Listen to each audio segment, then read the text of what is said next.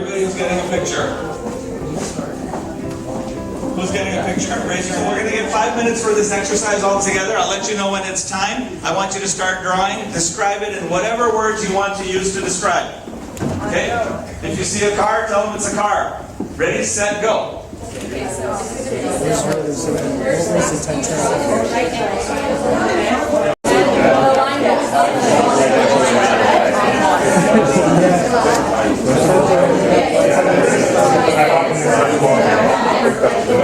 It opens up so you can float.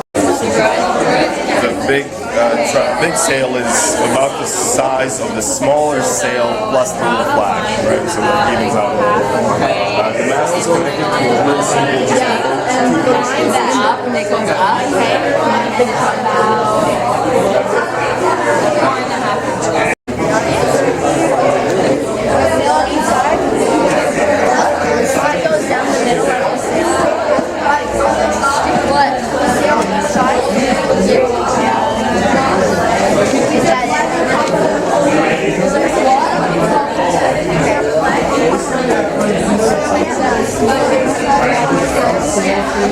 I think I've got it. To make a sail on. Oh my god!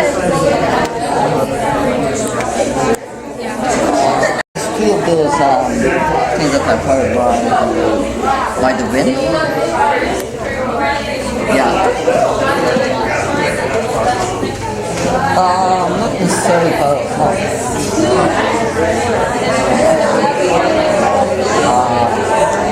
No, it doesn't have power. But it does have, you know, instead of the engine you use. How's it going? Is it good? Are we getting there? 70%? Nothing. Okay, keep going. Okay, a couple more minutes. So don't start at the very tip of the left side of the boat. Start it a little bit below. On the left and half an inch longer on the right. 1 inch longer on the left, half an inch on the right. A rectangle. Does it go above the level of the boat? No, below the tip of the boat. And on the right side it's about like 0.5. Let's pause for a second, everyone. The rectangle is weird. Exercise for a second, and we're going to look at the lessons that we learned from it. So share your drawing with your partners, so you can see what it is that you are actually trying to describe. I thought it was like straight. 6. Okay, but that's not bad. It's like. Awesome. Oh, nice. So, what did you guys find? The colors. Made it successful was detailing describing without too much detail. Okay. And person relating it to something else like resembling something Titanic. Partner is saying to you. It's about making sure that people have a common ground on which they can have a dialogue, which they can have interaction. It's about questioning. What do you mean, left triangle or right triangle? How big? How slanted? What are the angles? It's about using discretion. There are some things you want to tell them. Some of you had very detailed drawings. You didn't want to give them all the detail. Oh, the bottom, what is it called? Color is 2 inches thicker than the top color or anything like that. You just want to get to some state of done. It's about directing. You try a different approach. Somebody said it's a game. You don't have to work a lifetime for it, right? Relative lifetime. And it's very easy to lose. Appointment and something that's happened, and we project that onto the person, right? So make sure that when you're earning trust, you're doing it the right way and that it's sustainable. Okay, let's go to the next one.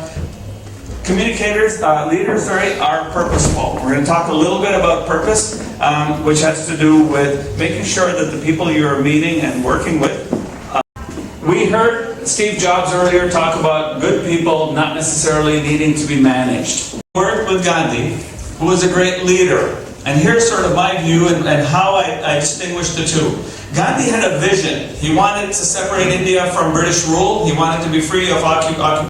Who's going to come in and implement this for me? And so they divided and conquered, right? So what do managers do? They administer. In contrast, what do leaders do? They think about innovation. right? Managers replicate. The job of a store manager, what is it? You come into the store in the morning, you turn on the lights, you turn on the cash registers, you open the doors, you get the store ready for operations. The job of the leader, to be original. My store, he sold it for $2. He wasn't going to make money out of it unless he sold thousands of them. So he was forced to develop electricity. Right? Electricity wasn't Thomas Edison's favorite thing. That was Nikola Tesla's thing. So Edison said, gee, in order for me to sell the bulb, I've got to deliver electricity to all these people. So he started working on direct current and the way in which he could deliver. Steady state. Managers focus on system and structure. Nehru created the Indian parliament system. He's one of the world's foremost leaders on democratic parliamentary systems, and he was working on it.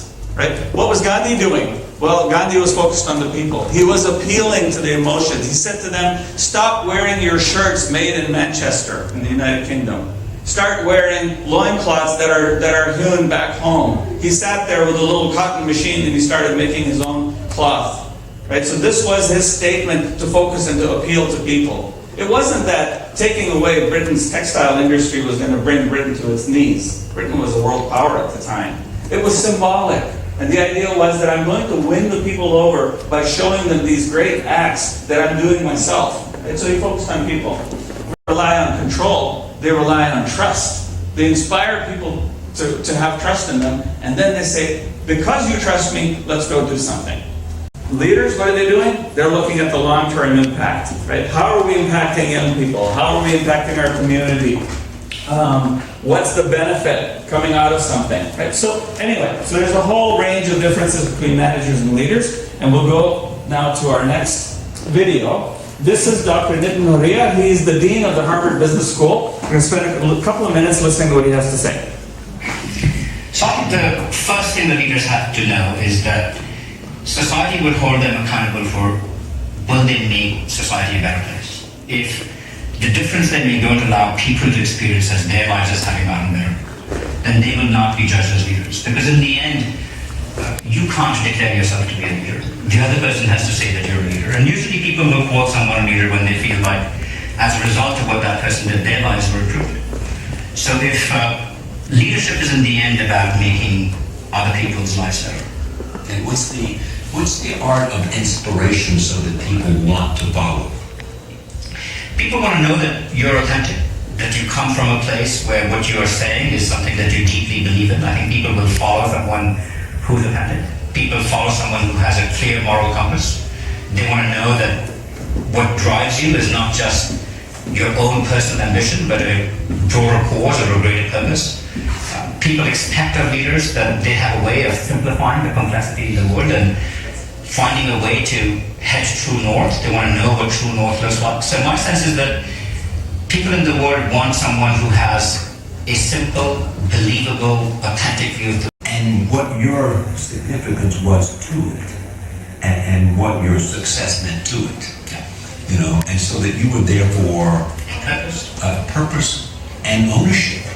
And yeah, your work matters, right? Now, one of the things that I have learned is that we teach our students to recognize that in the end, you will be experienced as a leader if people feel that you are accountable for everything that you do, and that through your work they can find meaning in their work.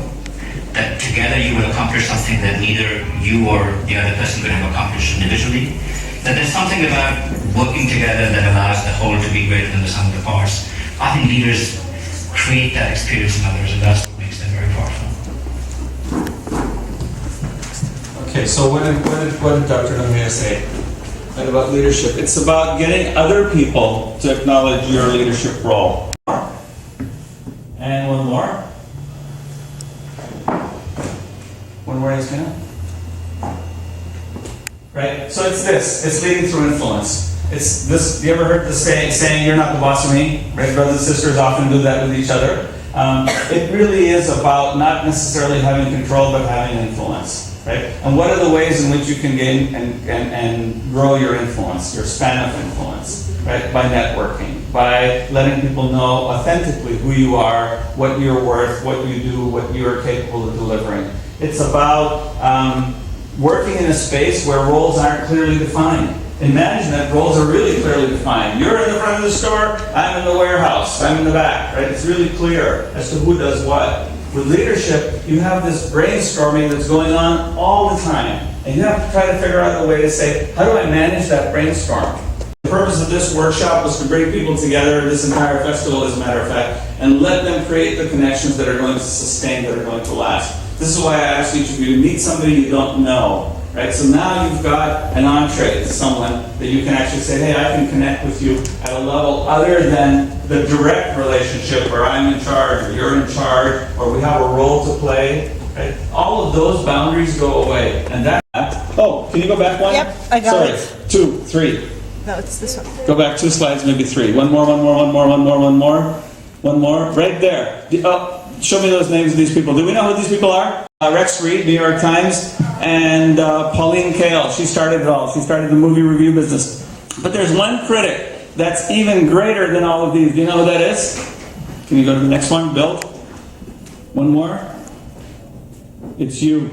There's a voice inside each of us that criticizes everything that we do. And this is the segue into the next section. Okay, it's the last one that we'll do.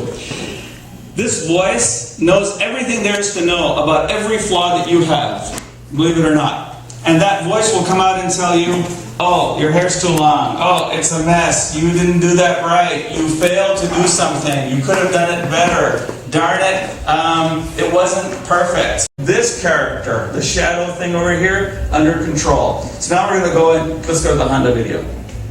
So we're a little bit pressed for time because we started late. Not this one. Sorry.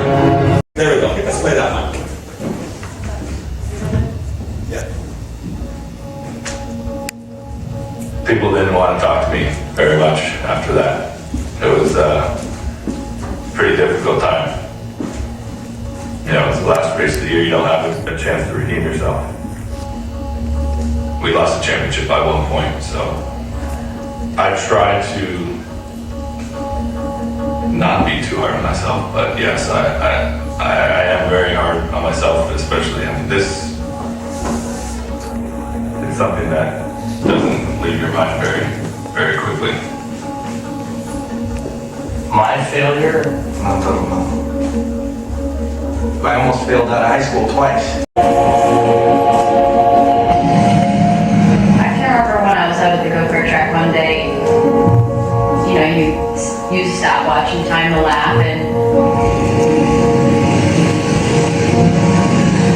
I remember I kept giving myself like 1 second less, like, okay, was that 41 seconds that time? Was that 40 seconds that time to get around? I like to be able to see the improvement, and with racing, we're in Homestead, Florida. And this is my first IndyCar race, and there was a crash. I don't remember anything. The car was on fire, and my brain was covering up for the fact that this was a bit of a heightened situation that I shouldn't be aware of what's going on right now, but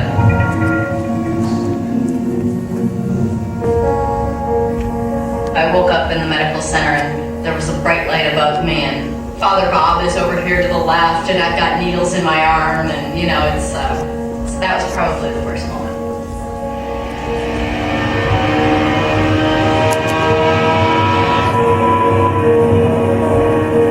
You're driving your car and you feel frightened a little bit. We bump up against that feeling as much as we can to try and push that limit further and get comfortable there, and then push it again. So you know, you're constantly on the brink of crashing because that's the fastest. I love when the chief engineer said the engine parts were all over the track. I had a chance to meet Danica Patrick, the racing car driver. She had come to our company, and she said the chief engineer was on the track, on the Indy track, with a broom and a shovel, picking up the pieces. Think about what do leaders do and how do they react, and what approach do they take? They take moments of failure and they actually turn them into an advantage.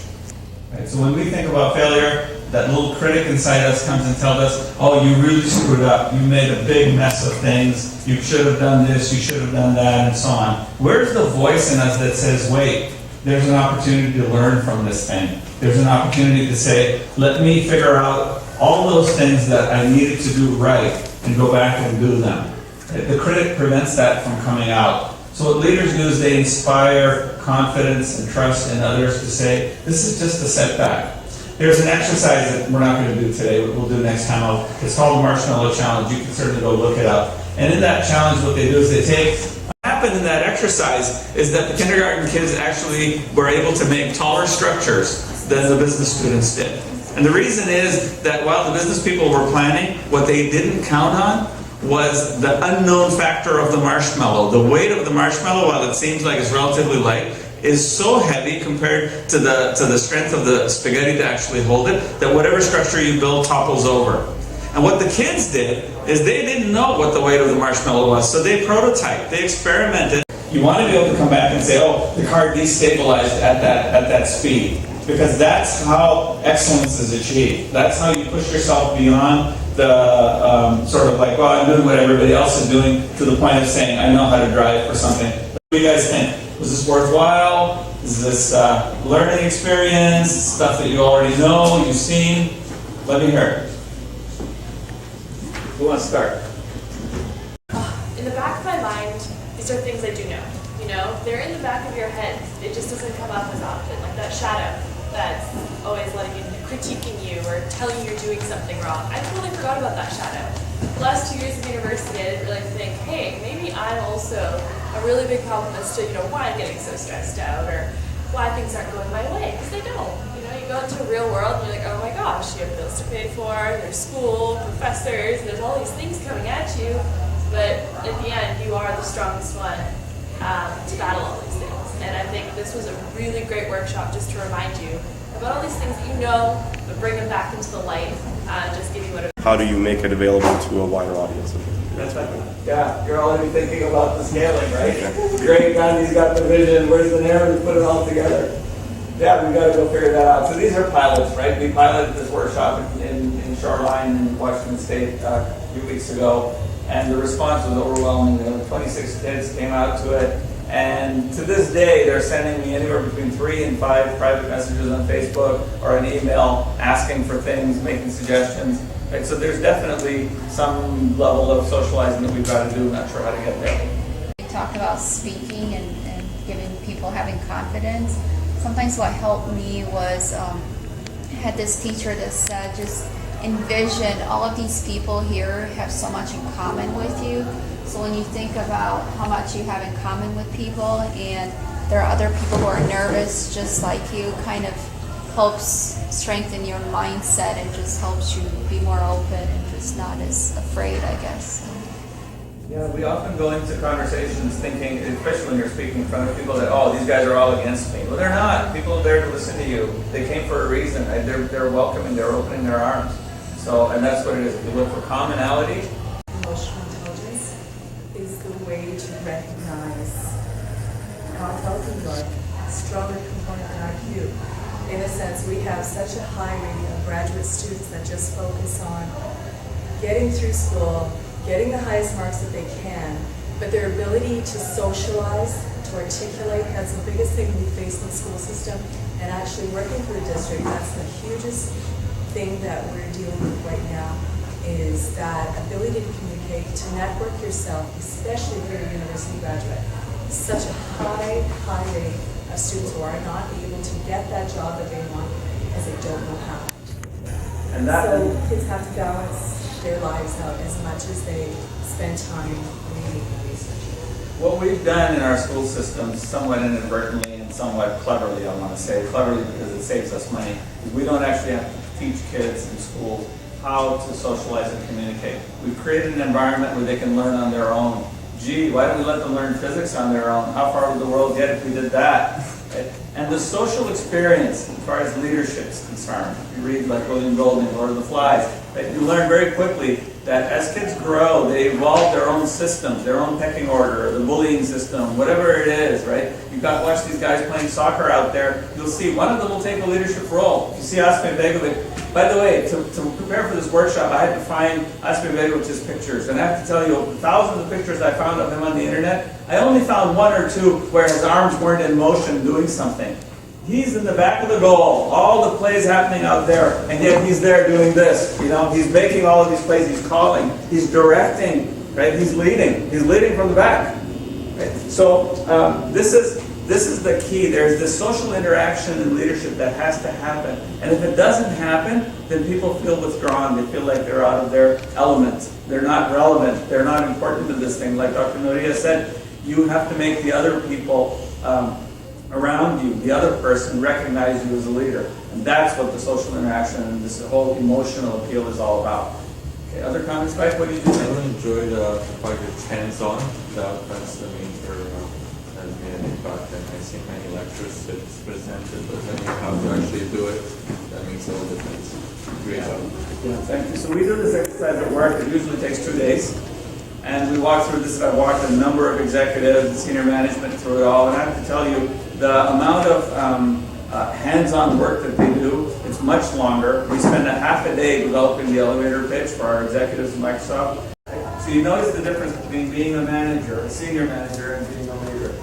The leaders know what their value is, and they're able to articulate it, and they're able to socialize it, and they're able to win people over with it. How about you, Ken? What did you get out of that?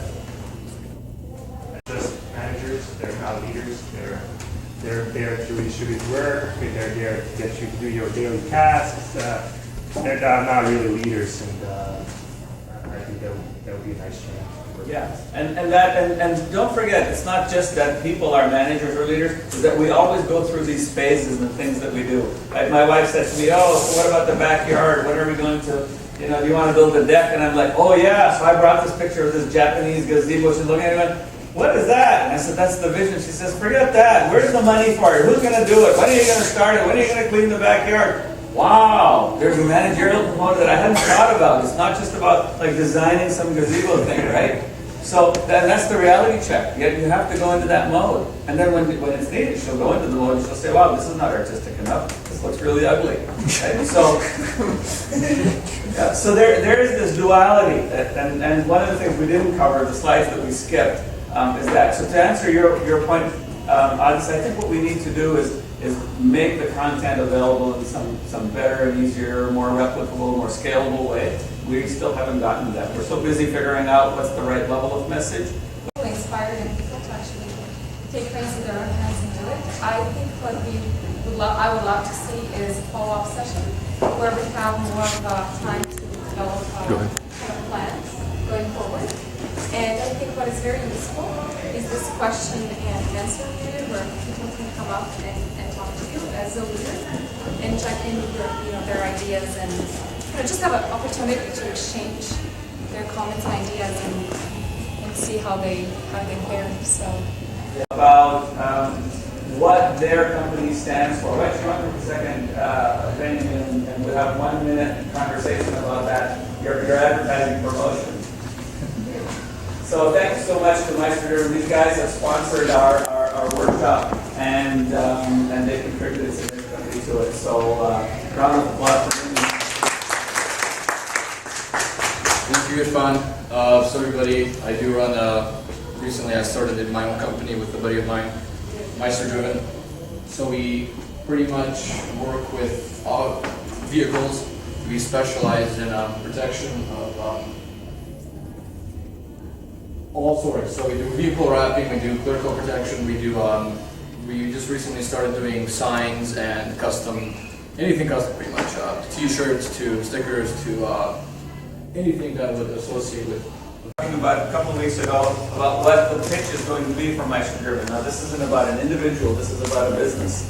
Right? And so we're developing that pitch. We came up with the idea that, these faded old cars, what they look like, well, these are sort of all the, original cars. But then when you actually put this protective coating on it, this magical touch, it actually makes the car shine and bring out. So over the next few weeks, hopefully we're going to land on a campaign and a big marketing campaign for this company. And I'm happy to work with Benjamin. So congratulations to you for being the entrepreneur. I hope your business takes off and does really well. So this is what I think this workshop does for me, and this motivation is to see entrepreneurs, young entrepreneurs like Benjamin, coming and saying, hey, I'm willing to take a risk. I want to go and learn a little bit more about how to push the edge of what we're already doing. So, and I've seen your latest photos and stuff, and they're awesome. They're on Facebook. You can go see Meister Driven. Okay, I think that's going to wrap it up. Anybody else have comments? I don't know if you know, there's an author by the name of, a motivational speaker by the name of Marcus Buckingham. I had the chance to work with him. And one of the things that happened was we called Marcus to come and speak at one of our big company engagements. While we're busy talking about Bosnian, about genocide, and all of the things that happened in our story and all of that, one of the things that I think we're missing the boat on is that the next generation of our community members, what is it that they're going to take away from all of the lectures that we've had, as opposed to the workshops where we're hands-on teaching them about community accountability and responsibility, and giving them the resources so that they can network and work together and go and do something. Right? So this is really what this workshop's all about. You're on your way out. And if you don't have one, leave us your name and address.